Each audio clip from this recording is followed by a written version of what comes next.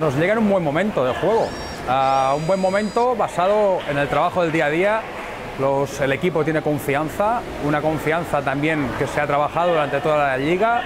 Tenemos un resultado muy regular, es decir, que llegamos en un muy buen momento con ganas para presentar todo nuestro potencial.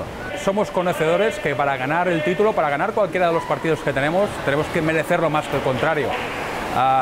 En nuestra mano solo está el hacer lo mejor posible, que cada jugador se pueda expresar su juego, todo su potencial, y a partir de ahí, bueno, pues estamos en manos del equipo contrario y poca cosa más. La lectura que podemos hacer de este cuadro es que es beneficioso para nosotros. Tenemos un primer encuentro que va a ser muy exigente. Si superamos este primer encuentro tenemos un Barceloneta en semifinales, y obviamente si superamos ya al Barceloneta tenemos una final pues que habremos superado muchos obstáculos y que probablemente podamos llegar con una gran mentalidad de cara a una posible final. Es un club importante, un club que ha estado haciendo buenos resultados, que ha estado picando piedra durante muchos años.